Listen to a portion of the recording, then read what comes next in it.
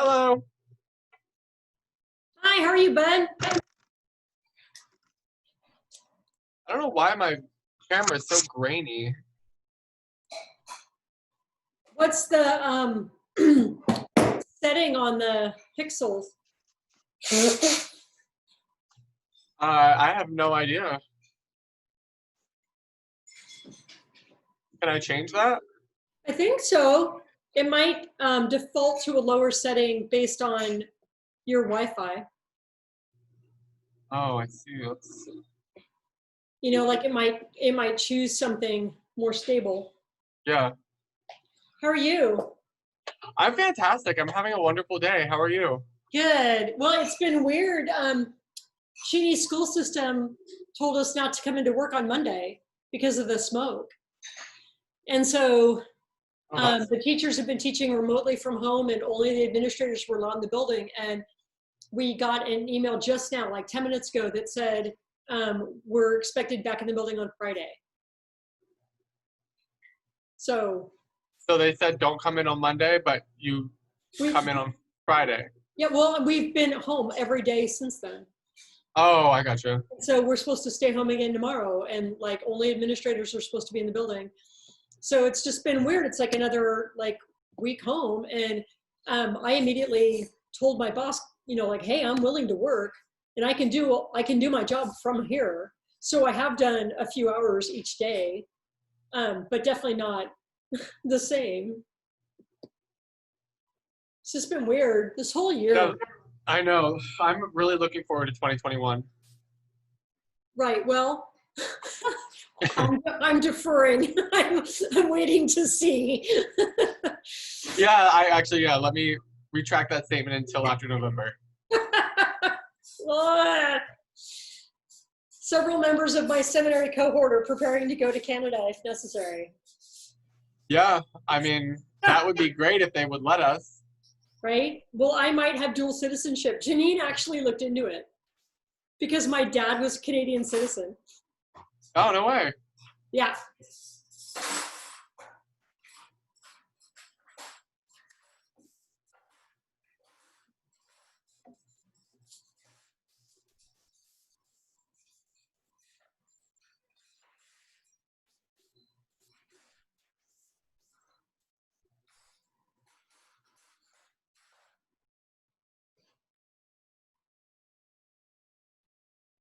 Sorry, I just got a work text. Oh, you're fine.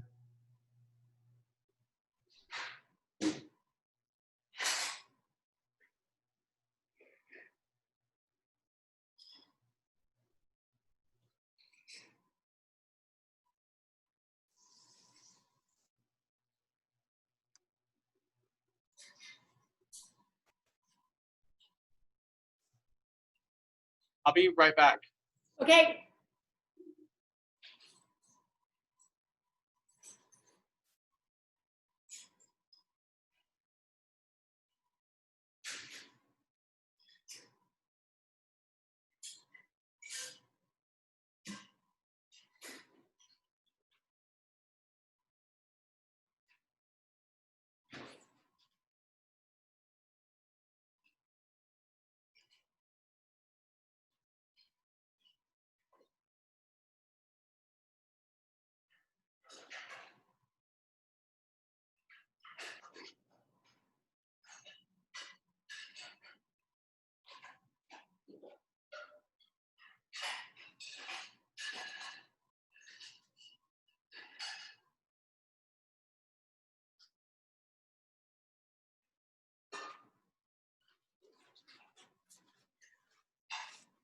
Oh, just went away.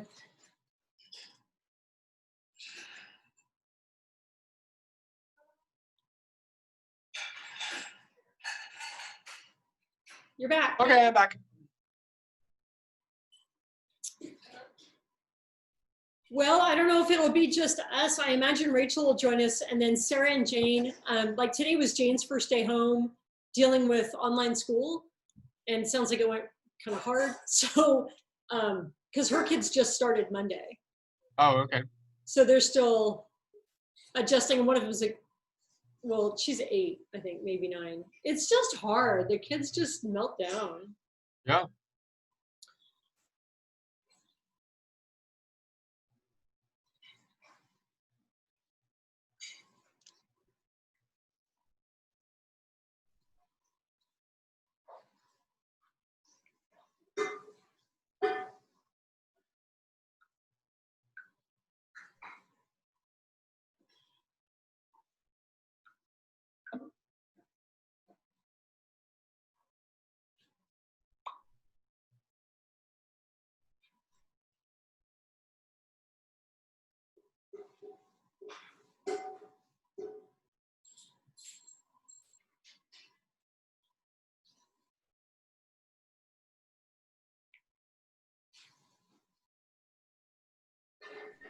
This is the second message I've gotten from an elderly person with a video attached, so I know they didn't send it, and through Facebook Messenger, so they've been hacked.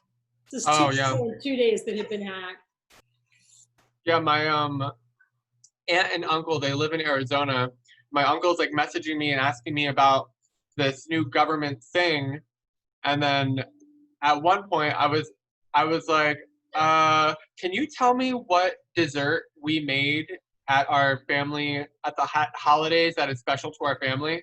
And they stopped responding. And then so I messaged my aunt and I was like, hey, is Uncle Steve messaging me about this government grant? And she was like, no, he's sitting right in front of me and nothing's happening. And I was Oh, like, well, wow. his account is hacked. And then the next day, I got another friend request from him, and I was like, hey, people are still hacking his account. So, Wow. Yeah. it's unfortunate, and Facebook is great, but it's yet one more way for people to get inside. It's just kind of too bad.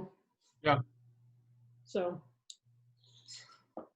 what should we do? Like, I guess we should start, because I don't want to abuse your time, and the others may log in any second. So let's just do that. I haven't checked Facebook. Let me check real quick and just see if anybody.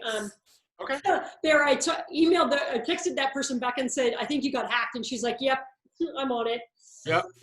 Let me see if they replied and said whether or not they were going to show up. Nope. So just you and Rachel gave it a thumbs up. So we'll see. Anyway, I was super stoked. I was a little bit nervous when I started reading that this was the story for this week, because here we have another story about demon possession. And like, were you there a couple of weeks ago when we talked about that? No, I think I was, no, I wasn't there. I And don't know what was happening. we had a great talk, but I thought, well, okay, do we need to go around this bend again, But this one's different, and it's got a lot more to it. And the more I read in the commentary, the more excited I got. So it'll be fun to see how this goes. But anyway, it's Mark 5, verse 1 through 20. It's actually pretty long. Yeah, I started listening to it, and then I got distracted. I trying to like respond to everybody who wished me happy birthday. So then I got distracted. Oh, uh-huh. Let's read it together. So Mark 5, starting at verse 1. Uh-huh. So I'm reading the NIV. Yep. Okay, go for it. Jesus restores a demon-possessed man.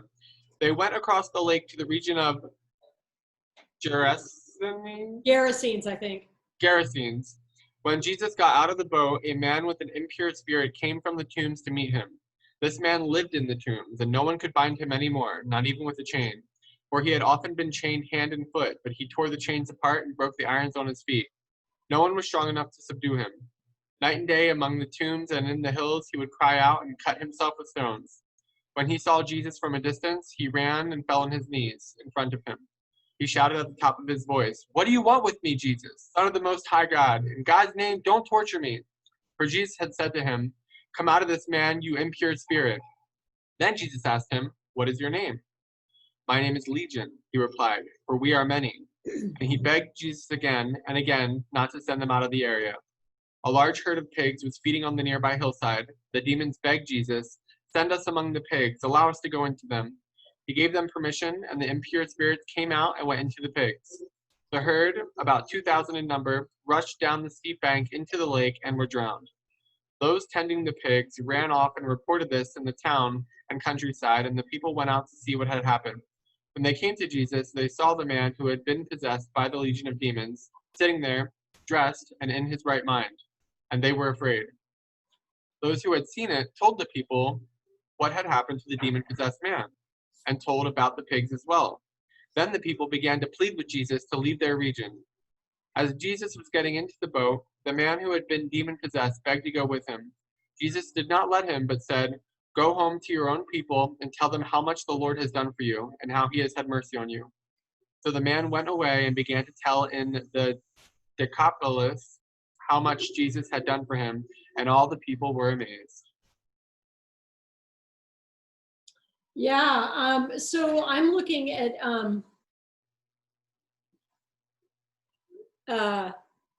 N.T. Wright's translation, and like you and I have read this often enough that we've always heard it, right? Like, what have you to do with me, Jesus, Son of God?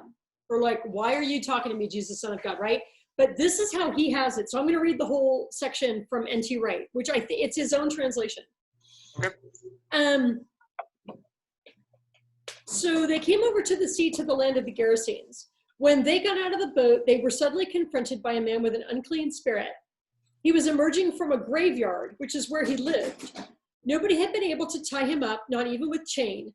He had often been bound with shackles and chains, but he used to tear up the chains and snap the shackles. No one could tame him. On, night and day, he used to shout out in the graveyard and on the hillside and slash himself with stones. When he saw Jesus a long way away, he ran and threw himself down in front of him. "Why you and me, Jesus?" He shouted at the top of his voice. "Why you and me, Son of the high God? By God, stop torturing me." This last because Jesus was saying to him, "Unclean spirit, come out of him." "What's your name?" she said. Then it goes on and it's like the same. But I've never heard that translated as "why you and me." And I taught my daughter's here staying with us because I don't know if you read, but she lost everything in a fire. So she's been staying with us for a little while, for a couple of days. And I said, I don't immediately see the relationship between this translation and the standard translation of "what have you to do with me?" And she said, it's about relationship. Like, what's the relationship between you and me, Jesus? Like, me, legion, this legion of demons, and you, the Son of the Most High God. Like, what do we have to do with each other? Like, why are we even in the same conversation? And I thought that was fascinating aspect to the story about this guy who's been either cast out of society or voluntarily left society, and is living in a completely uncivilized way, like anti the way everybody else lives, you know? And so anyway, what do you think about that? Like, have you ever heard that before? Why you and me?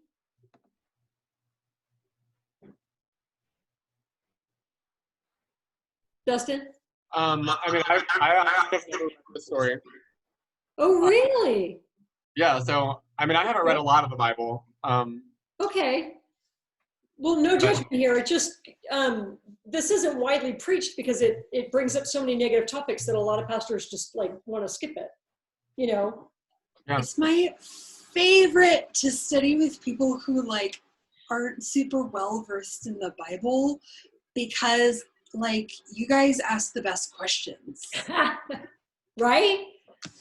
It's the best. Hi, Rach. Hi. So, did you hear like that section that I read from N.T. Wright? I heard the end of it, the like "why you and me" bit. Why you and me, Jesus? Yeah. Isn't that a cool way to phrase that? Yeah, I love it. No, what I don't understand is the pig part. no, I don't either. I went to the big book today, and sometimes this is the one that bores me stiff, but tonight it's all underlined. It was just fascinating, the stuff that they pulled out. So I'm going to be referring to this a lot. I really, well, because I mean, the Bible is a story of like people interfacing with Jesus, but so much of like even the story parts that aren't parables have so much symbolism. And I really love that this is following up. Last week was Jesus calming the storm. So they talk about trust, and he like drives them to the other side of the lake in the middle of the night. They assume they're going to die, then they don't. And then they like immediately meet a man with an unclean spirit.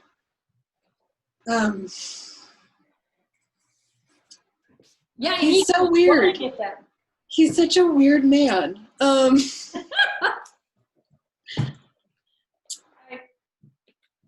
And this is also bringing in, hi Janine, some discussions that we've had about like what unclean spirit means.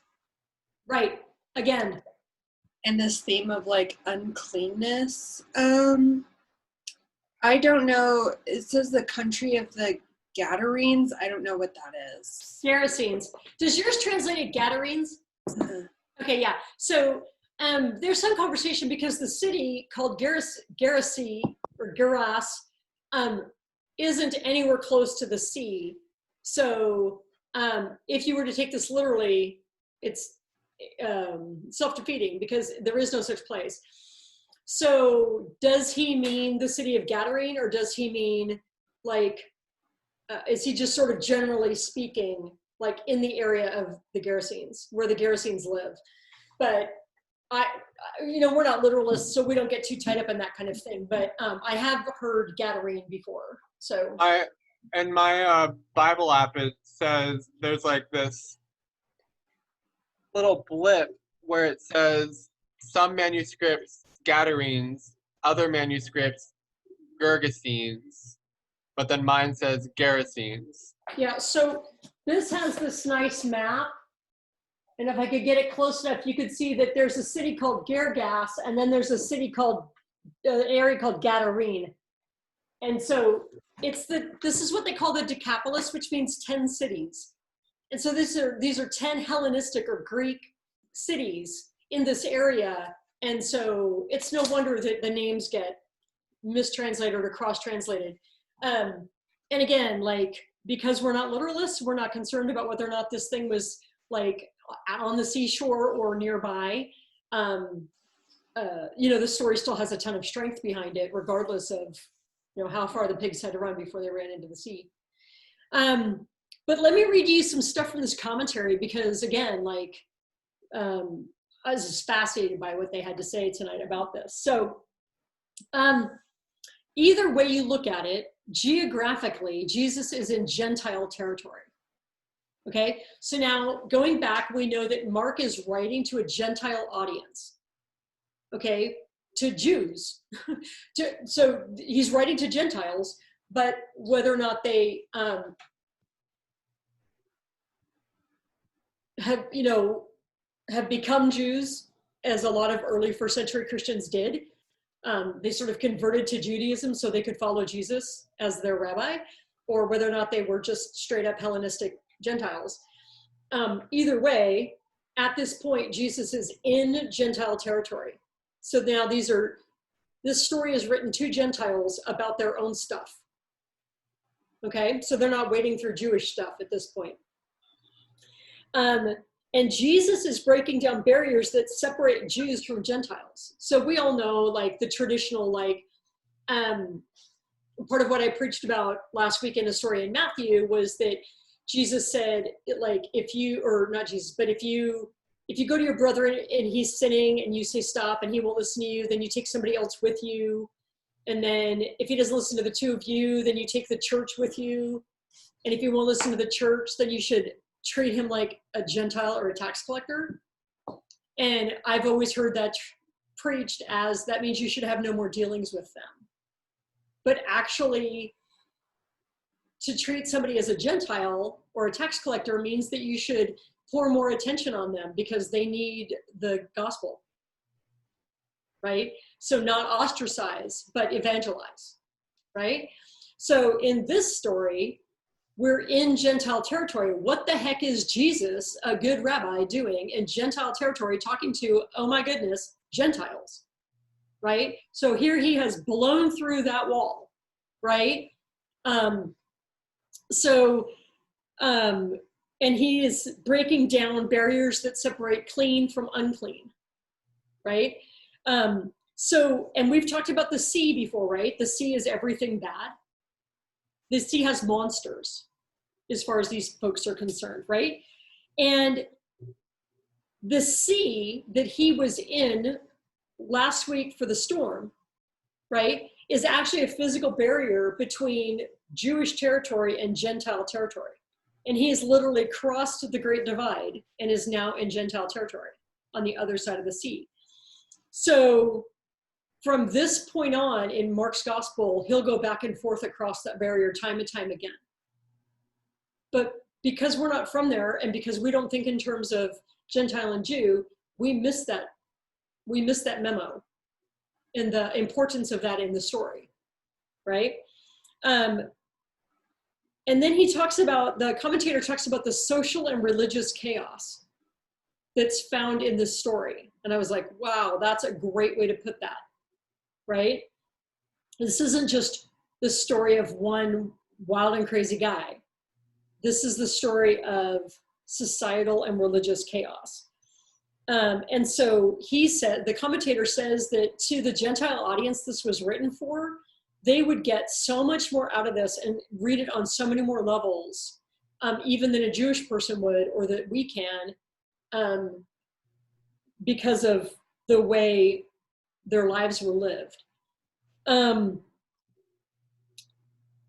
The Decapolis, these 10 cities, were formal civilized cities. They had streets and they had governors and they had walls of protection and they had, there was law and order, right?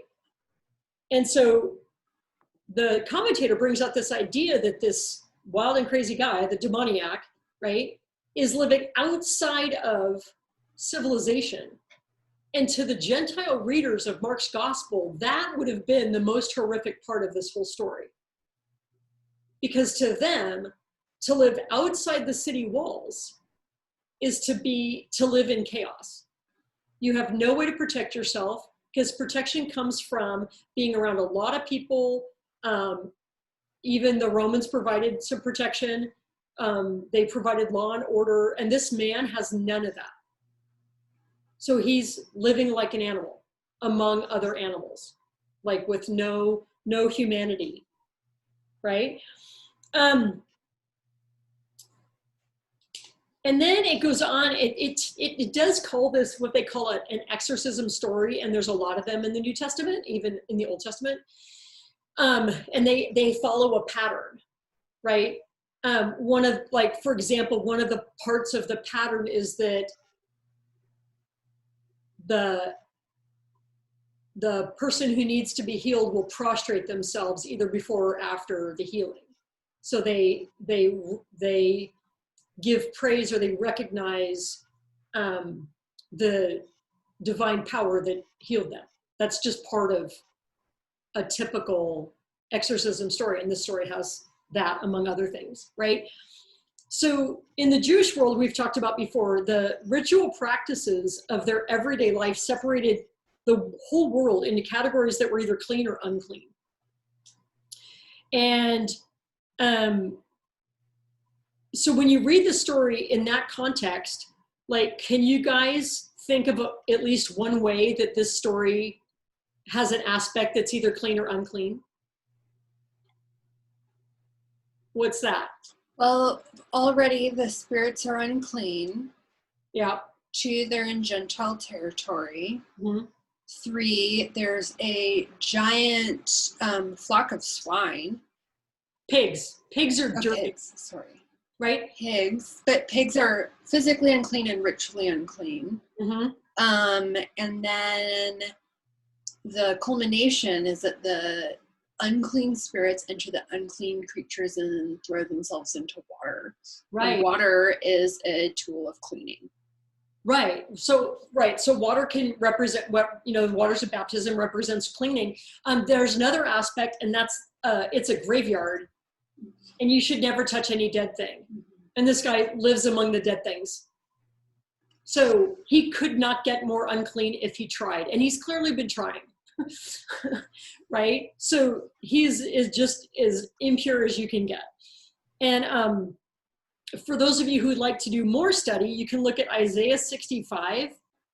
There's a comment from the prophet Isaiah about the nation that should seek God has lapsed into impure paganism, and the citizens live among the tombs at night, eat the flesh of pigs, brew abominable things, and claim to be holy. So that's another whole story. So now, yeah. So his behavior is asocial. Nothing he does, everything he does is impure and unclean. So no person who wishes to be righteous or holy or clean is going to go anywhere near this guy. Like literally he's a 10-foot pole kind of person. Like you cannot get near him, right? So the demons have stripped this man of every shred of humanity. I was like, wow. Unlike the demoniac in the other story that we read, this man has been driven away from human contact. So in the first story we read, which I think is in, it's Mark 1:26, or Mark 1, that happened in the synagogue, remember? Like there was a demon-possessed man, but he was there in the synagogue. Now, why is a good question, because he was impure, but there he was. This guy is way outside human society, okay? And the commentator says this, he appears to have lost even the image of God that makes him human. Wow. Like that's pretty strong. But like the demons proceeding in earlier stories, this man immediately recognizes that Jesus is the Holy One of God. But in this case, it doesn't happen like face to face after he's been healed. It's before he's been healed that he sort of comes running, right? Right. So why did I do that? I'm underlining things. Yes. Now about those pigs. So there's a parallel way to read this story in thinking about the Roman imperial army and the Roman subjugation of Israel at the time. So the 10th legion is a Roman legion whose standard, their flag has a boar head on it. So there's a little bit of that going on, okay? And that legion has been stationed there since 6 CE, or 6 after Christ was born. So since Jesus was 6 years old, the 10th legion of the Roman army has been subjugating Judea. So is that what Mark is saying? Is he calling out the Romans and saying, you guys are like a herd of swine? And on that note, this is fascinating stuff. The term and legion. You need to leave. What? And you need to leave. Yeah, we're going to toss you in the sea. Y'all need cleaning. Y'all need your sins forgiven. The term legion may also be used for a battalion of 2,048 soldiers. And how many pigs were there? 2,000. There's a few too many coincidences, right? At full strength, a legion is 6,000 infantry, 120 cavalry, and associated auxiliaries. So at the very least, it's 2,000 people. At the most, it could be over 6,000. All right? It doesn't have a number. It doesn't? No, it just says a large herd of pigs. Oh, okay. Oh, never mind. I see. About 2,000 in number. It was down more. Yeah. Wow. So an astonishing visual image results. So Jesus shows up. This guy comes running. He knows who Jesus is. He says, Jesus, Son of the Most High God. Right? Is that why he came running? Like, why did he... Because it just says he got off the boat, and then this man with an impure spirit came. Immediately, man came out of the tombs with an unclean spirit. And then it describes him. And then it says, when he saw Jesus from a distance, he ran and bowed down and shouted at the top of his voice, what have you to do with me, Jesus, Son of the Most High God? I adjure you by God, do not torment me. Because Jesus had said to him, come out of the man, you unclean spirit. So the torment the man's talking about is Jesus trying to exorcise the spirit. So Jesus went there knowing the man was there. We don't know. Oh, okay. It's weird that he does just show up at this random graveyard cave. Right? Yeah. You're going to go with, there wasn't a lot Jesus didn't know. So, yeah. Yeah. But we're not told.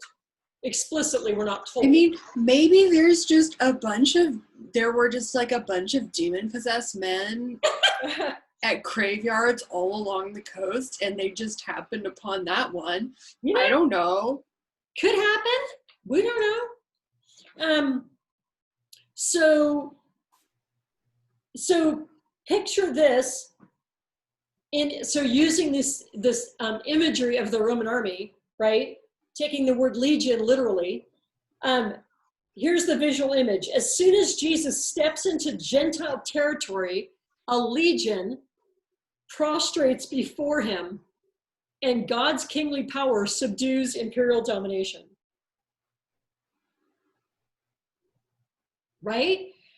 Thy kingdom come, thy will be done on earth as it is in heaven.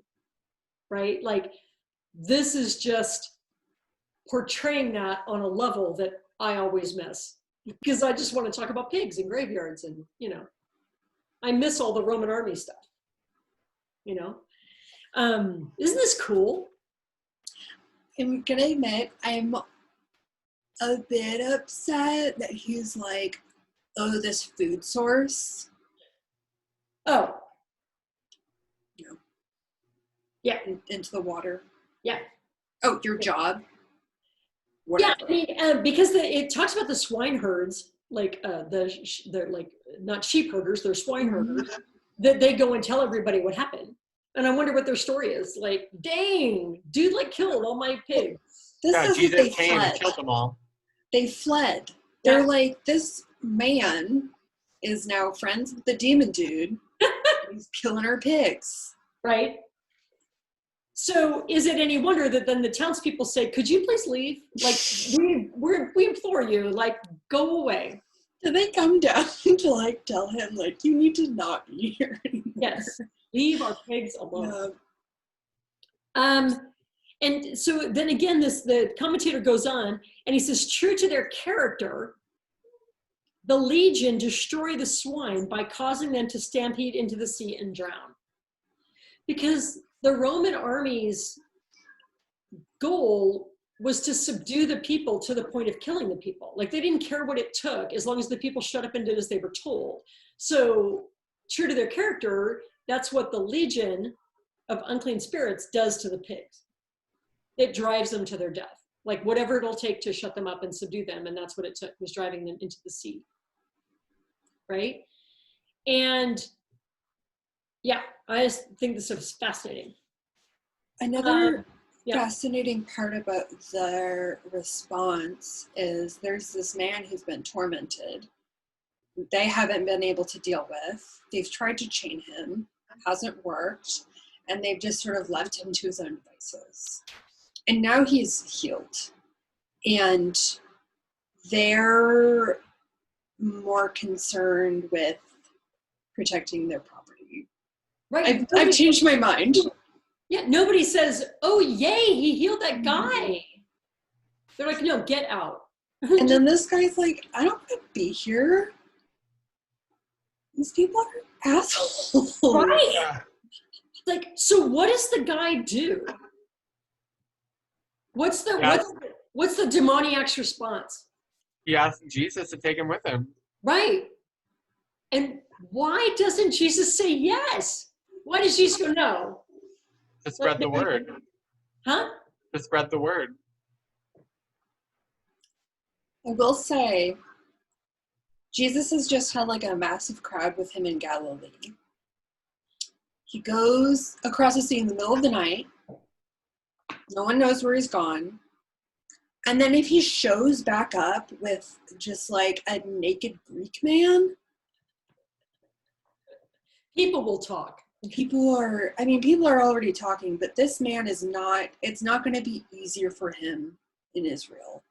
I mean, what the commentary brings out and what N.T. Wright brings out is, regardless of what the Apostle Paul says, which is that he was the first apostle to the Gentiles, this man is the first Gentile apostle. And like everything I read tonight, again, it's like God just doesn't heal. You know, the interplay between chaos and civility. It's always better than. So Jesus, like, the man's not just restored and he just moves back into the city and everything's like kind of the way it should have been. This guy is not only healed, he's empowered, he's transformed to now go out and be a missionary for Jesus. Is missionary and apostle like the same thing? In those days, pretty much, because right, apostle means one who speaks. A disciple. Yeah, disciple's like learner. Apostle is one who goes out. Yeah. I'm going to admit, I am bothered about the fact that he's kind of left alone. Oh. I know. I was like, what do you mean Jesus said no? Like, why is he left alone? But And like with no direction. Now at least he's restored to civility. He has the potential for human relationship, which before he never had. Also, it's really interesting. Jesus spends like 3 years training his apostles. I mean, like, you guys don't get it. And this random demon-possessed man who's like, you got it figured out. That this like sort of mentality of like, oh, you need like proper education, you need proper training.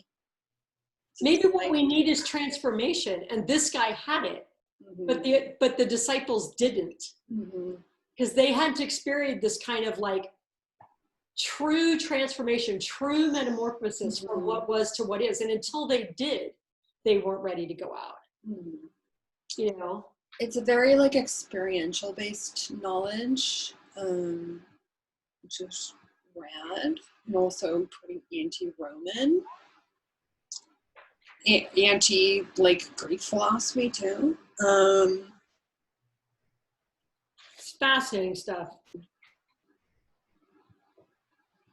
I'm curious, like, did the demons plan to jump in the water? Did Jesus know they were going to go jump in the water? Like, as soon as they go into the pigs' bodies, it's like, all right, let's go back to hell. Like, you could have killed yourself in the man's body, too. So, like, if you took over the pig, did the demons, like, lose their sense of... Where are they? Sense? Like... We'll say, like, the fact that they immediately go into the pigs, like, even though they know it's going to happen, like, I don't know, it's so weird. But they're, like, seeking a body. Yeah. There's just, like, importance of, like, having a body and being in your body and having control over your body. Like, the main issue with the man is that these other things were in control of his body. Right. I mean, they took a civilized human being and made him less than human symbolically. And when they entered the pigs, like, you can't get less pure than a pig. Like, literally, like, the only way to make it worse, because that's what demons do, is make things worse and cause chaos, would be to kill the pig. Because there's, like, symbolically, a pig is as dirty as it gets. Only death is worse. So looking at it from that standpoint, I don't know, again, like, did Jesus know is always a great question. Because like they say like begging him not to send them out of the area. Right. But then, please send us into the pigs. And then all the pigs kill themselves. That's still out of the area to me. Like, you're leaving the area. I don't know what happens when the demons die, but I'm sure they go right to hell. Right, and like, And that's not the area. What did the demons mean when they said, don't send us out of the area? Like, what, don't send us into another guy who's going to, like, walk away? Like, this guy could have walked away. So I don't understand their question either. I also was pondering, like, was this man turned away from the society before he was possessed and then got possessed? Or did he get possessed and then they were like... Good question. Also, why are these pig herders like feeding their pigs on a hill near the graveyard with the demon man? Yeah.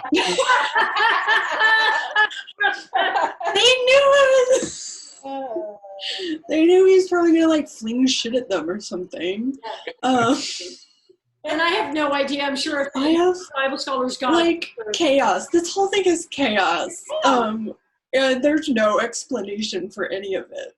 Yeah. Like there's no way to have like a comprehensive theology around like demons and spirits and unclean spirits and what they mean, because it's all over the place. It's all over the place. There are all these things that are happening, and it's just like there's no explanation for any of this. Right. They just say random shit.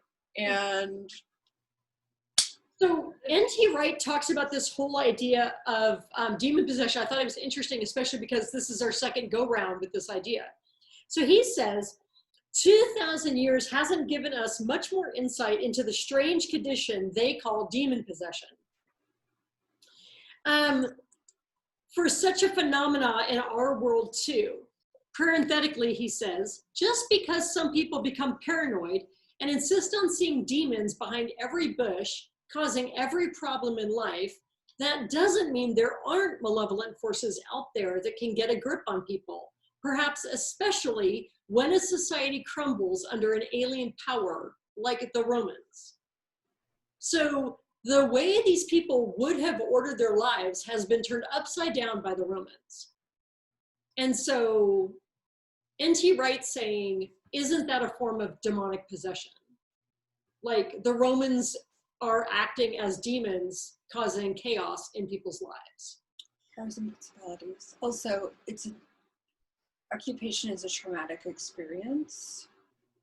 And so if what is a traumatic experience?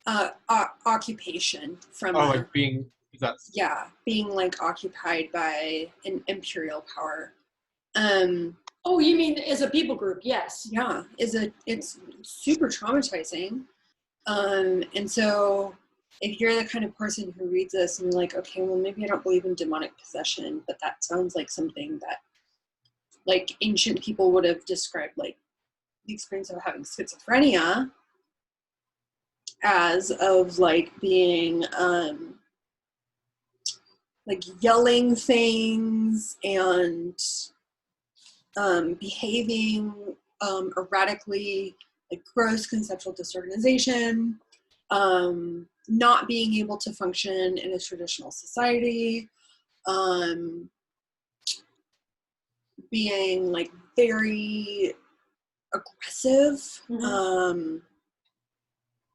they don't follow social norms. yelling things, zero like interest or ability in following social rules,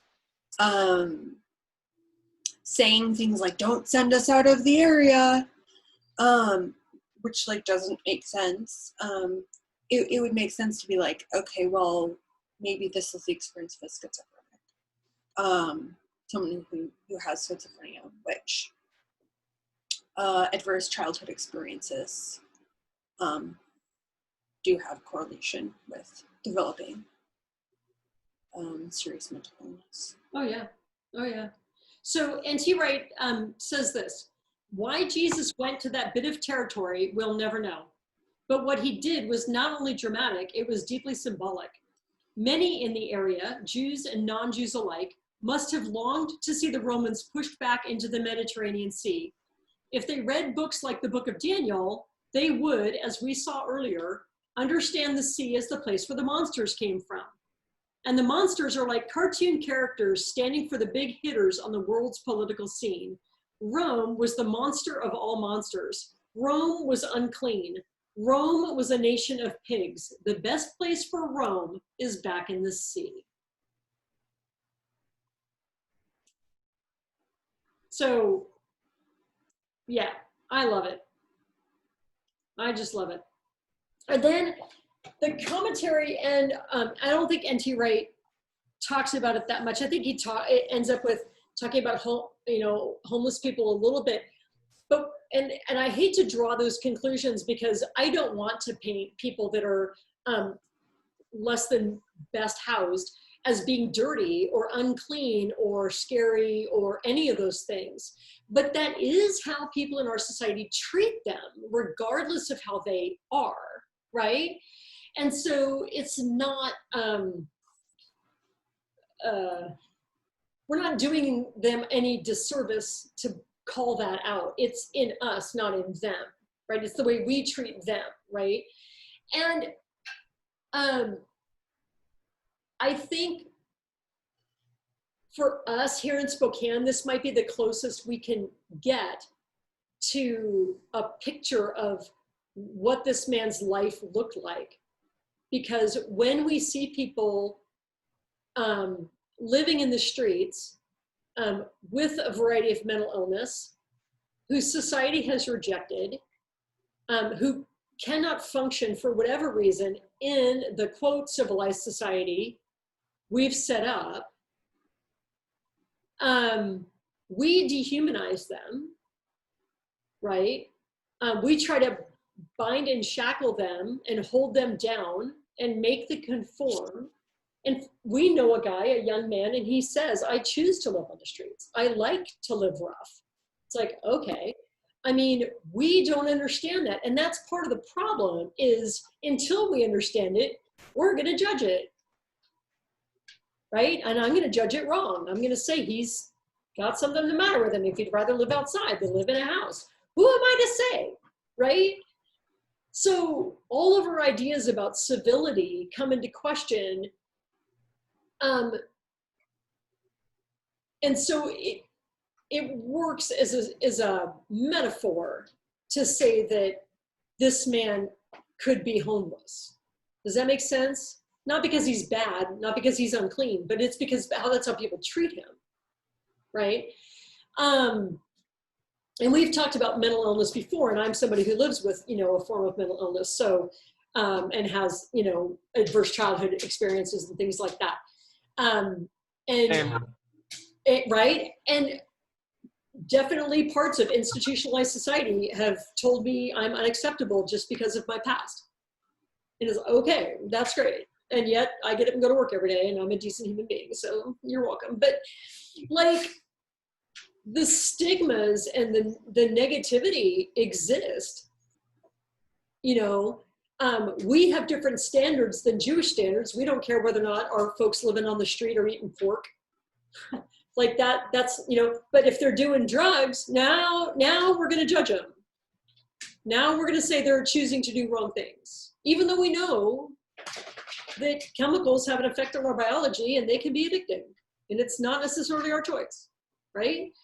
So I bring that up just because Rachel's done a lot of work with the homeless people, and many of us have had interactions with, drugs and alcohol addiction.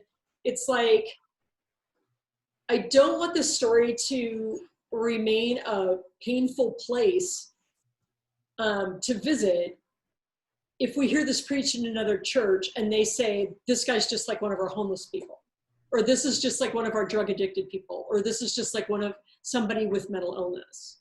I don't want us to feel shame because somebody else makes that connection from the wrong direction.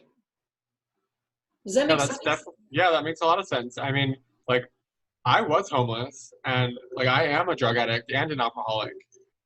So to like, it's hard for me to even imagine that somebody could make that connection. Like Right. it's hard to imagine like somebody preaching and saying like, just like the homeless or the drug addicts. I mean, I don't look like those things, you know. They don't know that. It's just like really, uh, like closed-minded or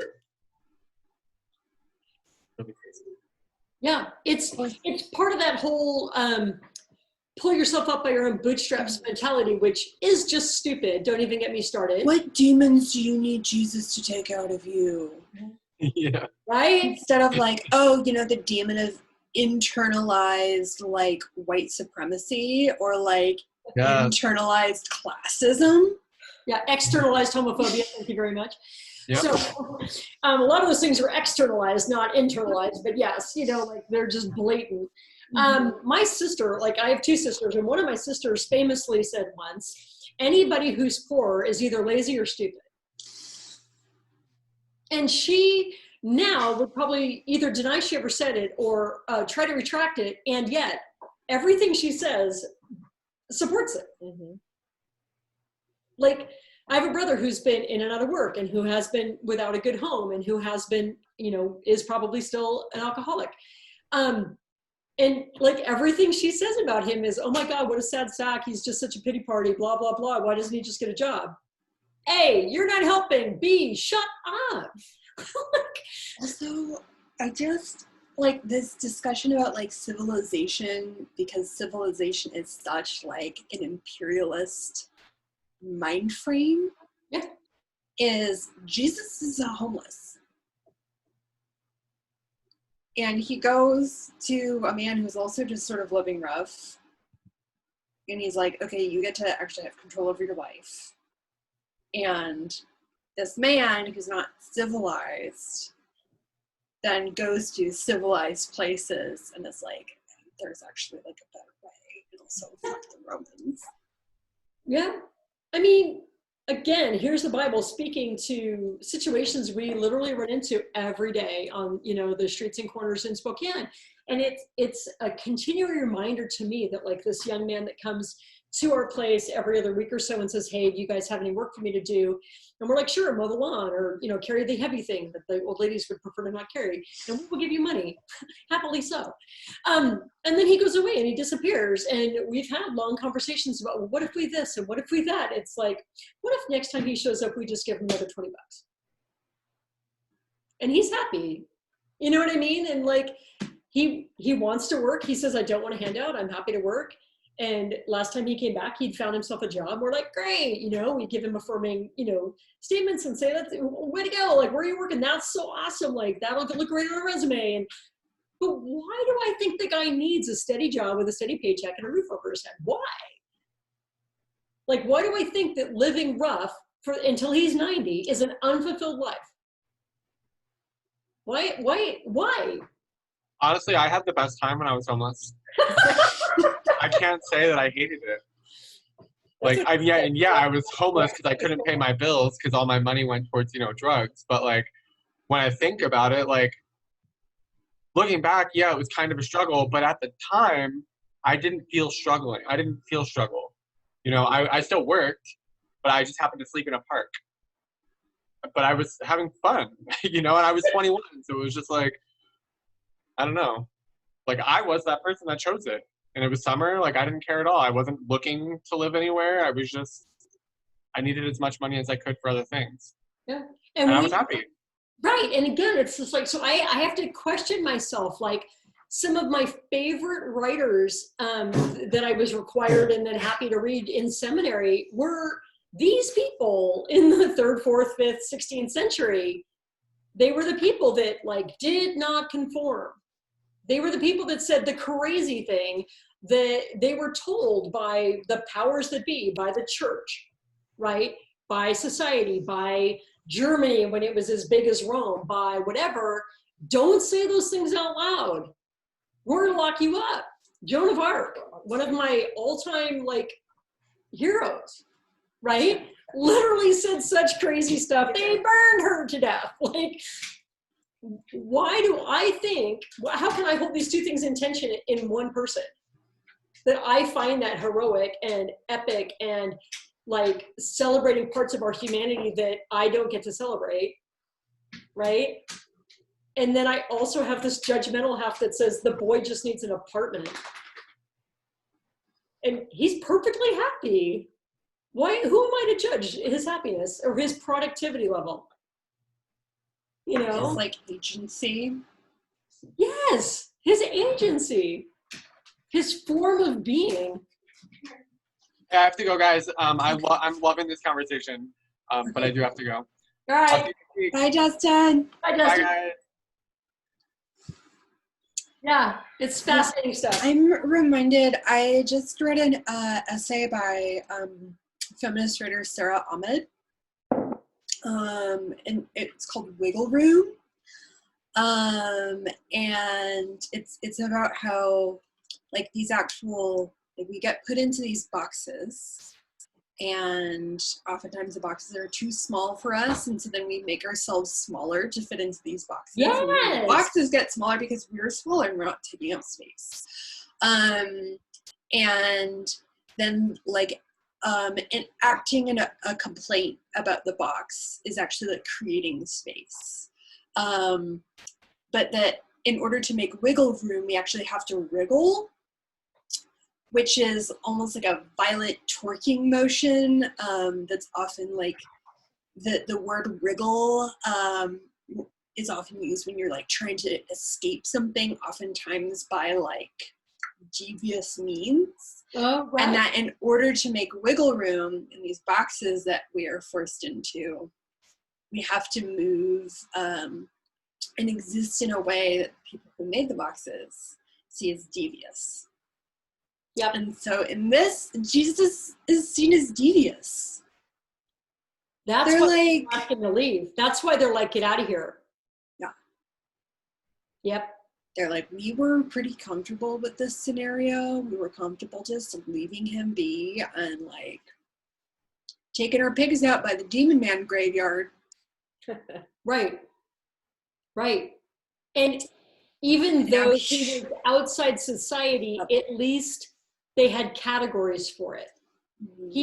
He's impure because of these things, and we live in civilization. That's why we keep binding him with chains to try to force him to conform, and he doesn't, right? But now you come along and you upset the apple cart by healing the guy who we had boxed in quite happily, thank you. He was the crazy guy who lived in the things, and now he's perfectly fine, and like he's been transformed by you, and you're the Son of God, and you acted in his life in a positive way. Like, why are you acting in my life in a positive way? Yeah, all you did was kill my dinner. All you did was kill my dinner. This story will now forever be known as all you did was kill my dinner. Oh my Also, God. they're like, Jesus, you killed my dinner. Like, you've upset this balance. You need to go. And Jesus is like, okay, I'll go. You should stay. You should stay and then continue to upset the balance. Yes. Which, like, this is an argument for staying in places, not necessarily that will like continue to reject you, but places that are like not 100% comfortable with you. Mm-hmm. Yeah. Not only that, but he left and he didn't take the dude with him. Yep. Now Yeah. those people have to deal with that guy. Yep. Normal. More than normal. Right.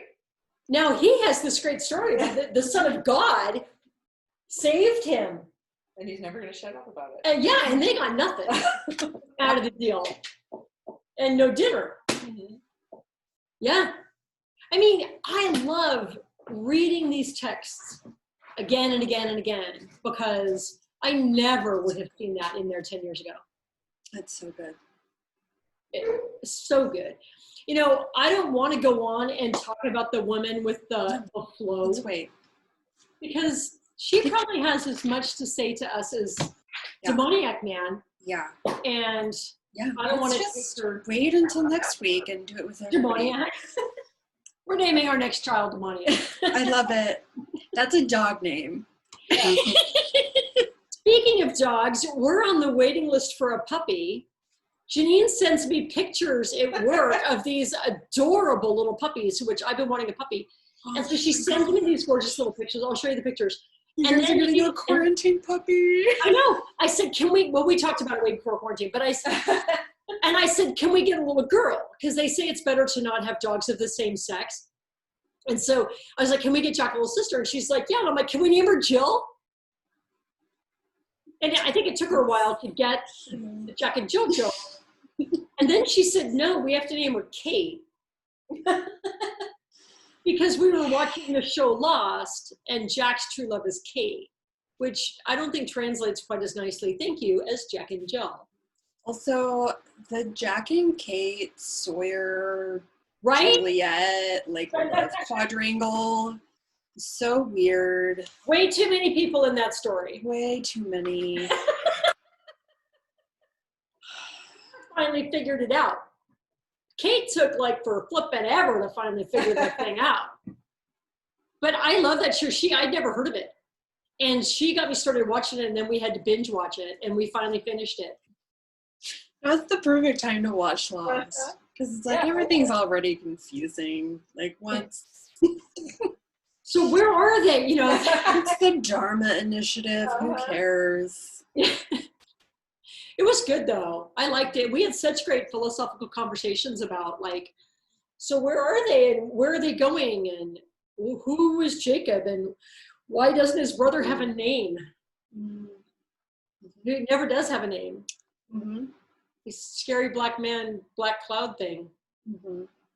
Yeah. I mean, the weird thing about that, because I remember I watched Lost when I was in high school. This was after, because the finale was in like 2006. 6, I think. So I watched it, so like my dad watched it all the way through the first time. And then when I was in high school, he started rewatching it, and so I watched it with him. I originally was like, I don't want to watch Lost, and then I walked in during the like premiere episode, and I was like, here, I want to know more. But like I was like definitely like a fundamentalist when I was watching Lost. So the like some of the theological implications, especially at the end, made me like really uncomfortable. Yeah. Because this sort of like story of the two brothers, the like Jacob's brother to me like was almost like a Christ figure. Right. Right. We discussed that. Which one is the good one and which one is the bad one? Is there such a thing? And is there such a thing? Mm-hmm. Well, because also that was my mindset. I'm like, he's either the good guy or the bad guy. And I don't like him being the bad guy. We Right. decided that everybody's a mix of both. In the story. That's probably the point of Lost. Uh-huh. Yeah. I had said that the point of Lost was that after watching it, we were lost. It's a good name for it. It had nothing to do with the characters. It's really named for the viewers. But no, it was really good. But season 4, I was like over it. Like if this is the way it's going to go for 3 more seasons, we can just quit because it's just annoying at this point. And I was talking to a guy at work, and made some Lost reference, and he was like, he obviously had watched it. And I said, well, what did you think of it? He goes, yeah, season 4. And I'm like, don't even. Season 4 is usually the season that, especially like primetime shows, where it just starts getting like, ugh.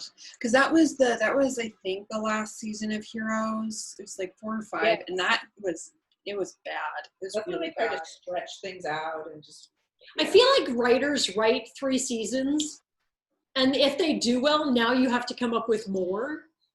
And then you're like, I got nothing. And then you bring in new writers who write the last of it. But like the filming changed in the last 2 seasons. The way it was filmed, the way it looked, it became much more cinegraphic. Like, am I using the right word? Like big pictures and these gorgeous scenes. Like I remember commenting in the 1st and 2nd season, like they're on an island, but we don't get any gorgeous views. They got a big budget. And I think that's part of like what happens when they go for longer is they're like, okay, well, you've been delivering, so we're going to give you more money, but these are some of our expectations for what you're going to do with this more money. Yeah. And it's like, oh, we got to do CGI now, so now I have to come up with a weird storyline to use CGI. And of course, now in 2020, people can get panoramic shots with like $100 drone. So, Yeah, exactly. Everything's changed now. One thing, speaking of theology, that I found in that show is it's deism, not theism. It's the deism of, like, as far as I understand it, of the founding fathers of America and like Thomas Jefferson, that, God sort of set the ball rolling, and then like it just is, and God doesn't reach back in, because they keep asking Jacob, why don't you do anything?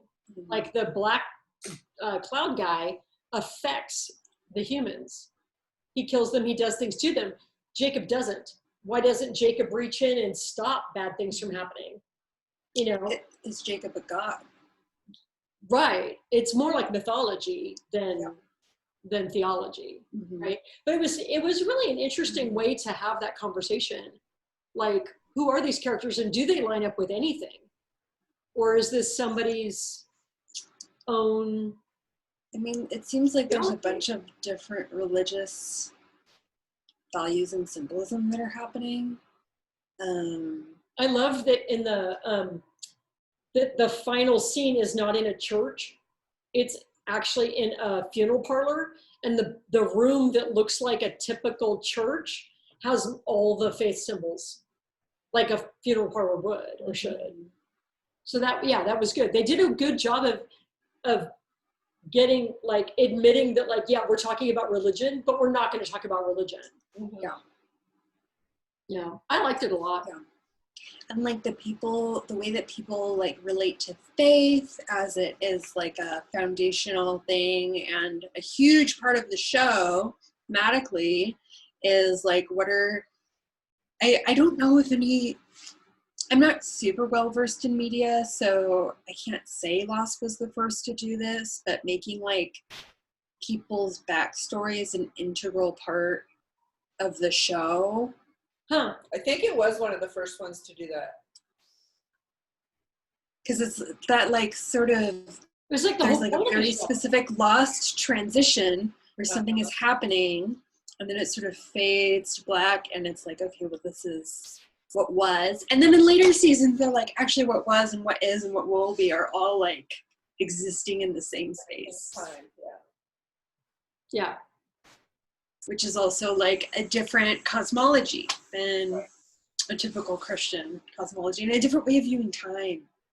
Right. Which again, like, when somebody watches that show and they say, I do or don't like this aspect of it, what does that say about your theology? Like, why don't you like that idea that there could be two different times going on at the same time?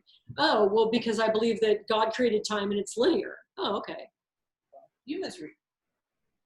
But humans created time. Yep. I mean, all the Bible does is make confusing statements about time, like, to God, one day is as 1,000 years, and 1,000 years is as one day. So really not helpful when you to try to make a theological statement about time. Time is a word and a measure, a way that we try to measure human experience. Yeah, and different societies see it differently. Yeah, like we say a lifetime. It took a lifetime. What's a lifetime? 20 years? 40 years? Depends on where you live. 80 years? That's a long difference. The Asian, I'm going to say broadly, belief that life does begin at conception, because when a child's born, they're 9 months old. So therefore, it's mostly like, Korean. I don't think it's just. I know for sure in Korean, when they're born, they're a year old. Yeah. It's mostly Korean, I think. Mostly Korean, but they count that time in the womb as life. There's also I'm trying to remember where I read it, but especially in East African, and especially like in Madagascar, the way that traditional societies view time is that like time is like a pool, and then there's the now, and then like everything that's not now falls into this like bigger cosmological pool that's like outside of this. It's like a little bit mind-bending. I don't really fully understand it, but there's a whole article about, I mean, there's several about how that sort of philosophy about time and like souls play into a lot of the like writing and scenes from Black Panther. Oh yeah. That when like T'Challa visits the spirit realm, it's like this is sort of like in this different existence. Mm-hmm.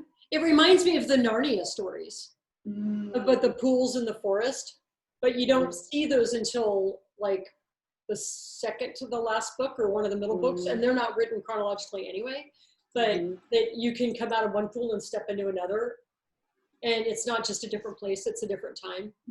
What about the original Star Trek episode where they were out of time and it sounded like buzzing? Oh, yeah. And you don't mean the original episode, you mean the original Star Trek episode. Yes. And they were just off by time by a little bit. But they could hear the buzzing when somebody in the other time zone line came near them. They're like, yeah, we're both Star Trek. Time is weird. Time is so weird. It's very weird. And again, I think it's one of those things that, like, we can't truly understand it because we're in it. Yeah.